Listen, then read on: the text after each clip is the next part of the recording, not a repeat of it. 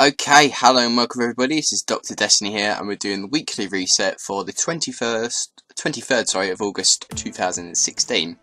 So in this week's one, I'll go over some of the other activities first, and then we'll go over Nightfall. We have doubles competitive multiplayer, so if you do 3 of these, you get 30 marks for the week, and then you can get your first sterling treasure. We go over to the daily crucible. We have salvage. You can obviously do this, get 15 marks. Daily heroic story mission is slip Rasputin's defences, and now we have a farmable weekly heroic. We have void burn, small arms, and juggler, which obviously juggler you need to swap your weapons, but if you see the video which I've linked in here, you can obviously use the voidcaller, just throw multiple scatter grenades, very easy, and you can kind of use this for the Nightfall as well because there's void burn on that. So obviously watch out for the void enemies, but minus that. There you go. For the Nightfall we have the Undying Mind. This is for the Imago Loop if you want to farm for that. Again with void burn. Berserk, enemy shields are very hard. Specialist, so obviously you want to avoid special weapon, and then juggler again, so obviously keep swapping your weapons out and all that jazz. Like I said, try and farm for the Imago Loop. It's pretty good hand cannon. There's obviously some better ones out there at the moment, but if you get decent roll, very good. And we don't always get the Undying Mind, so it's a pretty cool one. We go over to Prison of Elders.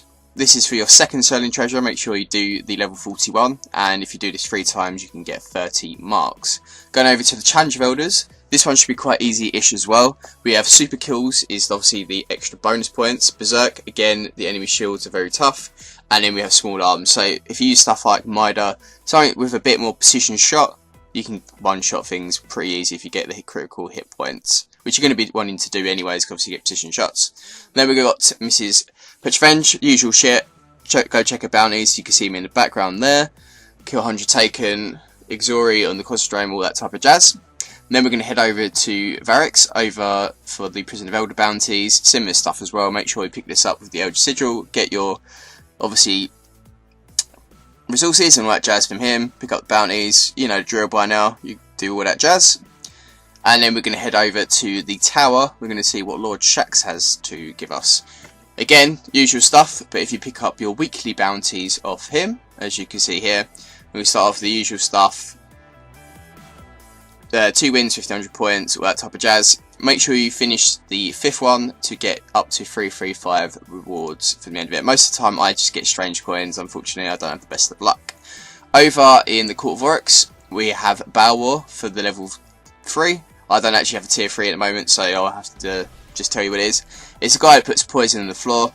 You go over to underneath him. First of all, you shoot the acolyte. Once you kill him, you can go in the middle, and then you shoot the wizard until he's dead. And obviously, you can get that for the up to 335 artifacts, which you obviously want to be getting before the Rise of Iron.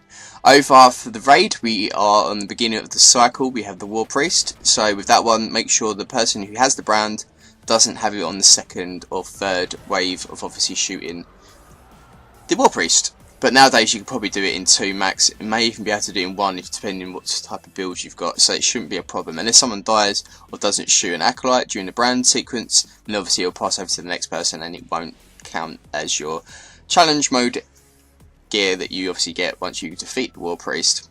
I have some videos for No Man's Sky which are going to be releasing tomorrow. I've got the data for that, all the videos, stuff for that.